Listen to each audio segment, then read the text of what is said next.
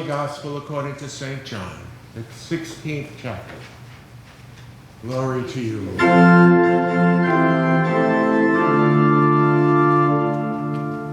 Jesus said, "In that day you will ask nothing of me.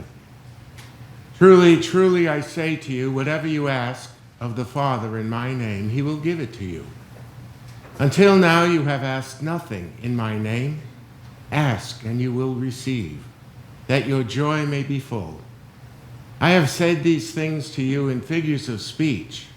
The hour is coming when I will no longer speak to you in figures of speech, but will tell you plainly about the Father. In that day you will ask in my name, and I do not say to you that I will ask the Father on your behalf, for the Father himself loves you, because you have loved me and have believed that I came from God. I came from the Father and have come into the world, and now I am leaving the world and going to the Father." His disciples said, "Now you are speaking plainly and not using figurative speech. Now we know that you know all things and do not need anyone to question you. This is why we believe that you came from God." Jesus answered them, "Do you now believe? Behold, the hour is coming. Indeed, it has come, when you will be scattered, each to his own home, and will leave me alone. Yet I am not alone, for the Father is with me. I have said these things to you, that in me you may have peace. In the world you will have tribulation. But take heart, I have overcome the world." The Gospel of the Lord.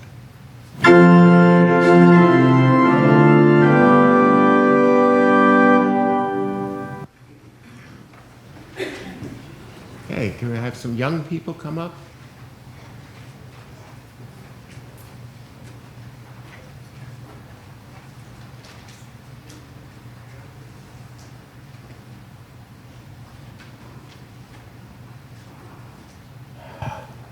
You're young people.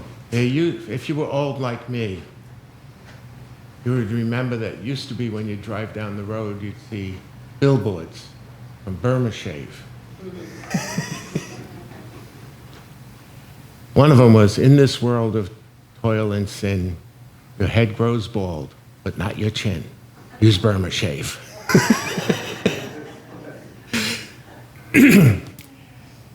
And I don't ask you to worry about Burma Shave. I don't know if they even sell it anymore, but they probably do. Nothing ever goes completely out of business. You don't have to worry about the shaving cream. The main point I want to bring up is what they said at the end of the gospel lesson, that in this world, there are lots of troubles, all sorts of things. And I can remember when I was a kid, my troubles were things like my brother is mean to me, and he was. He would take my candy and other things because he was big and I was little. He was 4 years older than me.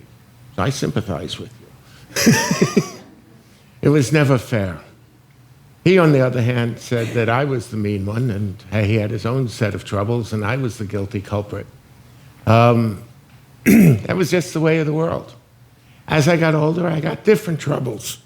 A couple times in my life, I got letters from the tax man saying I owed him more money. I didn't, but it took me a long time to convince anyone of that. Wherever you are in life, there are troubles. There are always going to be troubles. But don't let that worry you, because most of the troubles will take care of themselves, and those that don't, you can manage. Troubles, my brother and I get along nowadays. Took us a lot of years to reach that stage, but we get along.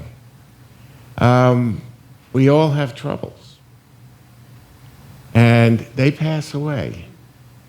We get along with one another, and you can get along with your troubles too. If you don't like your teacher, you know what? June is coming, and you'll get a new teacher. You don't have to worry about it. Be nice to the teacher you've got. Whatever troubles you have, will pass away. And Jesus says that about all the troubles on this earth, even the ones that seem too big to pass away. Sometimes when we get old, we get sick, or even some young people get sick, and the illness never goes away. It's going to be there for the rest of your life. And maybe it'll even shorten your life. Jesus says even that is in God's hands. Because today we're going to talk a lot about heaven. Seems to be the lesson for today. And that's, even though the troubles in this world seem big, trust in God. He's going to hold on to you and he loves you. And your troubles will pass away. New troubles will come and they will pass away too. But in the end, you will be gathered with all the saints in heaven.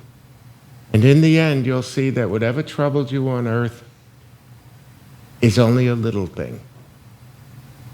And at the end, you will be with God forever. So that's the main lesson today. Got the bucket of toys over there. Let me get it for you. This week I have to go get new ones. I can tell these have been around for a while. You want another Mickey, the Grouch, or whatever? You want a toy? Jump rope? Something?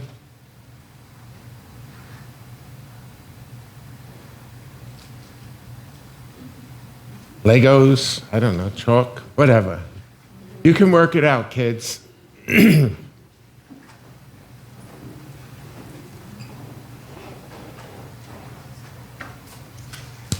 As I was preparing the sermon for this week, it became very clear that it seems that every denomination has different lessons for this Sunday. At least the gospel lesson varies, because I think most churches today are anticipating this coming Thursday, which is Ascension Day. It's 40 days after Easter. And so a lot of churches are going to be celebrating Ascension Day and reading the lessons for Ascension Day. So the committees that picked the lessons, I guess they all went their own way. So I could find a couple places where I could find help for the gospel lesson. But anyway, as I looked at the lessons, one of my favorite lessons is the second lesson, the promise of heaven when God returns. I like it for a number of reasons. It is what I hope for, and what I hope we all do, we all pursue, but also because it gives so many good jokes about heaven. You know, going up to heaven.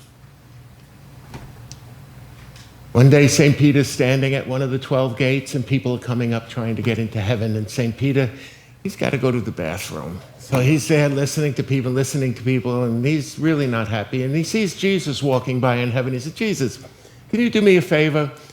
Can you watch the gate for an hour while I go and take care of business? And Jesus says, well, sure, Peter, I can do that. But what do I have to do? Just talk to people about their life and then decide either they come in or they go out. And Jesus said, all right, I can do that. And so he's standing there for a couple minutes, and people come, and some go into heaven, some don't. And finally he sees this old man come walking up, and the guy looks very old and bent over, and Jesus says, tell me about your life. He said, oh, I was a carpenter for years, working hard. And I had a son. And my son grew up. I taught him everything I knew, but he grew up, and when he was too young, he went out on his own, and I never saw him again. I'd hear things about his adventures and stuff, but I never saw him again. And I always kept looking for him and never saw him. And I just wonder what happened to him. And Jesus looks at the old man and says, Father? The old man looks at him and says, Pinocchio?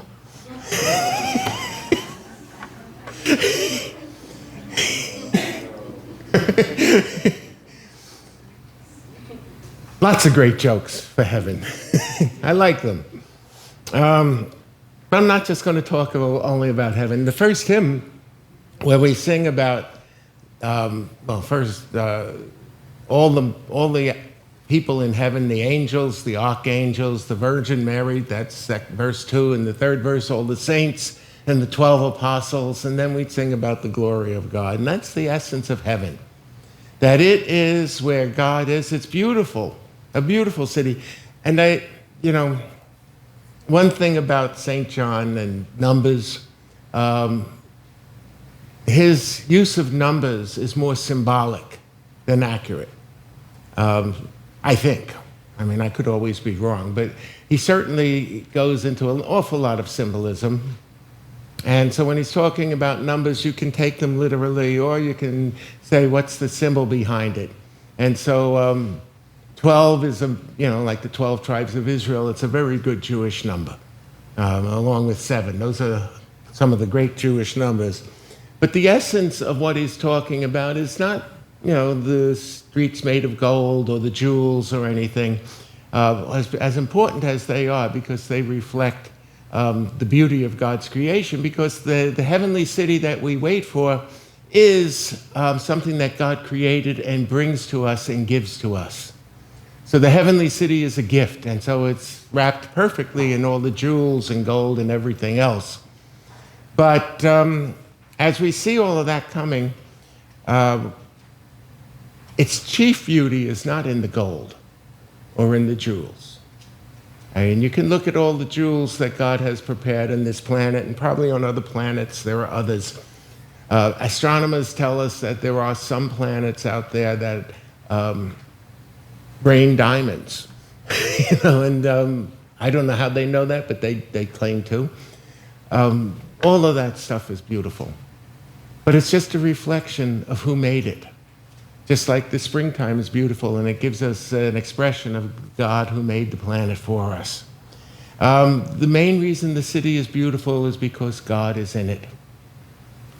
And when we walk around the city, we see God. And we see his handiwork, and we realize we are his handiwork. That's the main point of heaven. My wife worked for a while before she got her CPA. She worked for a museum, and in the museum they had people who conserved artifacts.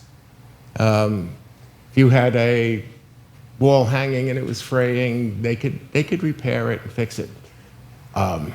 Paintings, sometimes the paintings get old and start to flake, and these people go in and they work in very minute detail, getting everything fixed back to the way it was. And if you brought some painting to them and they were going to be working on it, it would take them hundreds and hundreds of hours, but by the time they got it back to you, the colors would be vibrant the way they were when it was first painted, and everything would be good. Or if it was a material, a fabric, everything would be good. And again, the beauty that it had originally would come out. You can look at the pictures of the Sistine Chapel from 10 or 15 years ago, and it was beautiful. And then you look at the pictures of it now that it's been restored, and the colors just pop so much more, because they went inch by inch, millimeter by millimeter, actually, going over everything, cleaning it up and getting it all back to the way that it was originally. Centuries of priests waving incense around and the smoke going up had dimmed the colors, and after the color it was more vibrant. Think of us as heaven as that, where we are the glory of God, us saints, that God has sent his angels to clean us up. And in heaven, when we get to heaven, we see what we were created to be before Adam and Eve fell in the garden. We can see what we were meant to be. No longer the people that we are. And I always maintain, I go with Garrison Keillor, who ended every one of his shows with, that's the news, where all the men are strong, all the women are good looking, and all the children are above average. I go with that, but we'll be even better in heaven. Because those things which scuff us up and dirty us up, which we commonly call our sins, they'll all be gone. And so we will be living with God, we will see the glory of his work, and we are the glory of his work. And so we can get hung up on the description of heaven, if we want. For those who always liked watching Star Trek, I don't know how many of you did, when it talks about a giant city of heaven, what was it? I forget how many how big it was, but it's a giant cube coming down out of heaven. If you watched a lot of Star Trek, you saw the Borg. And what was their spaceship? It was a giant cube. And when they would show up, they'd say, that we're here, prepare to be assimilated. Resistance is futile.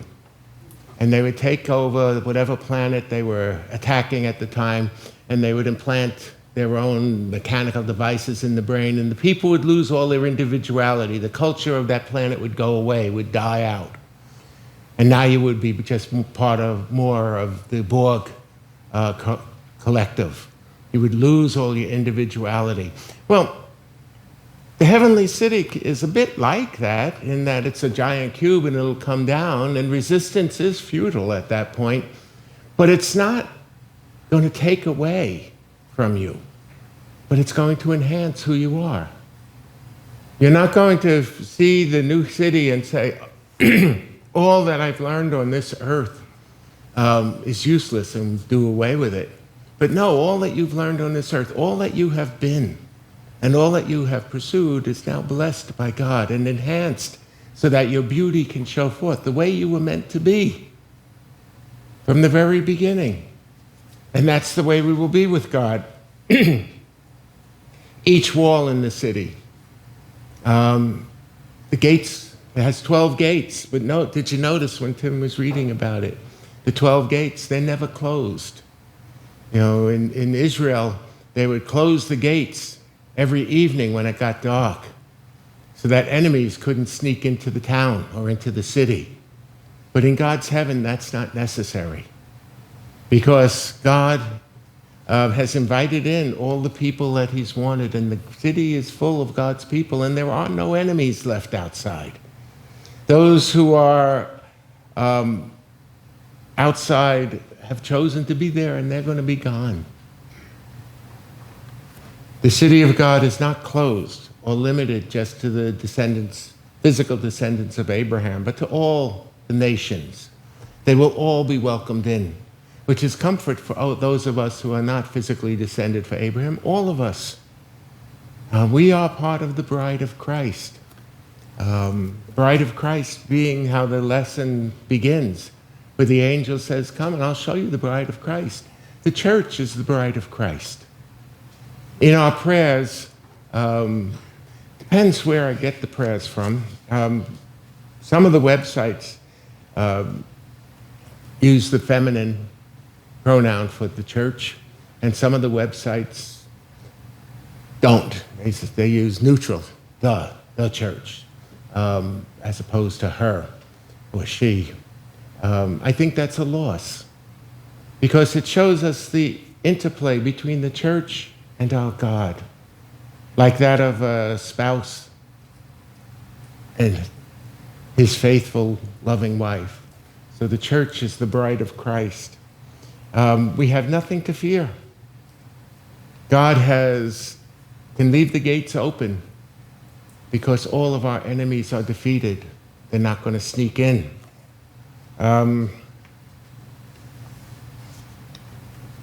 One other, Darrell Johnson, he's a theologian over in Europe, in England, and he wrote a commentary on the book of Revelation. And in his commentary, he reminds us of the description of the heavenly city as the cube. And he says, we have another illustration in the Old Testament of the cube. And what is it?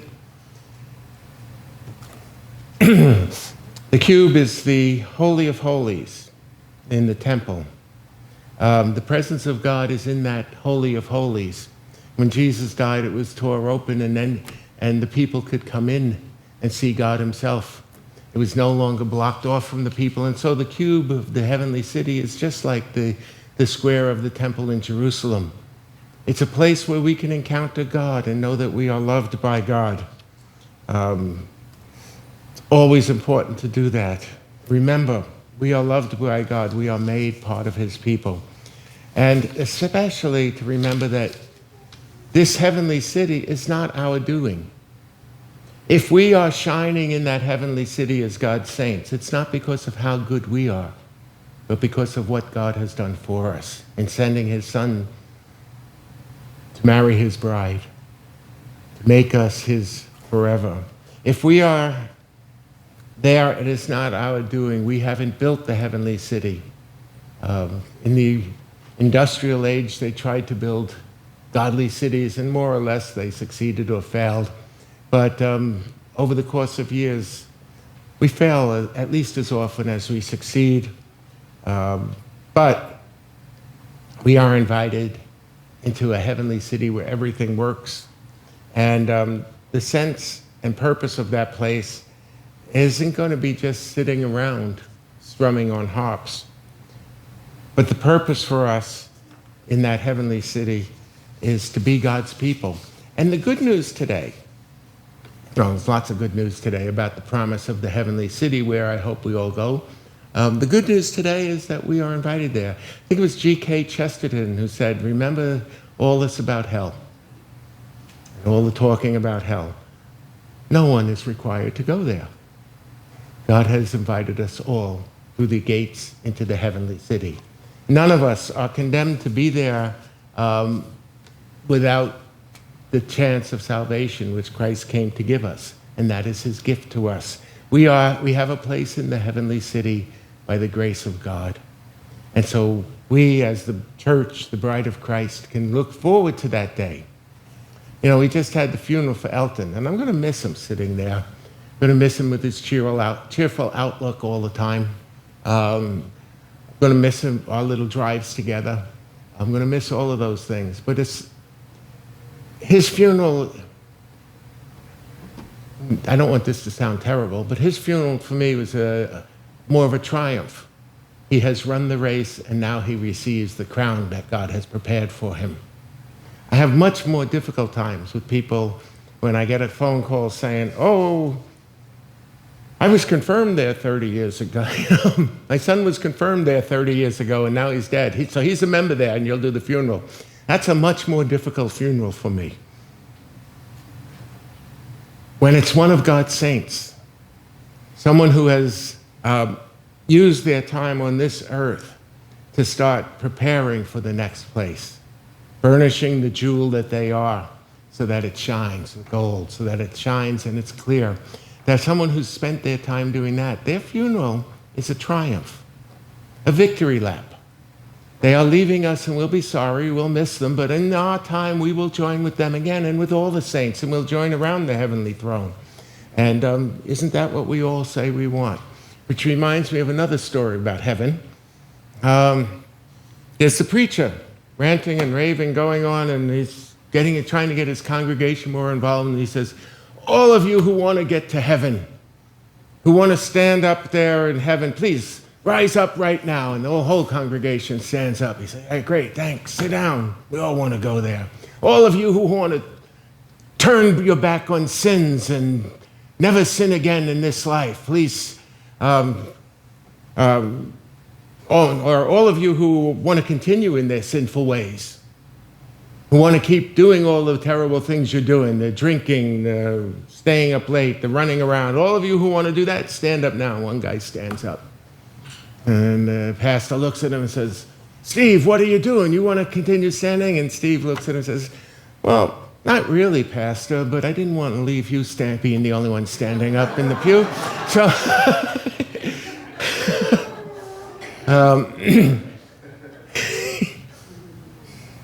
we have a place in heaven. When we go there, hopefully our family and those who know us will miss us on this planet. But hopefully they will join us there in their turn, where they have been marked by the blood of Christ, and the angels have been burnishing and polishing our crown. So when we get there, we join with all the saints, and we join the choir, and we do whatever else God has made for us to do. And we do it joyfully. I expect we're not going to be floating around playing harps. That doesn't sound like paradise to me. I suspect it's more like the first people in the garden, where they worked, but the work wasn't, there weren't any thorns. And there weren't all the problems that come with work in life. And all those problems didn't exist. There wasn't any arthritis, so if you went bent down to pick up a weed, it was okay. It didn't hurt. All of those things that we'd have a job to do, but it would be a joyful job. And included in that job, maybe the joy of singing in God's heavenly choir.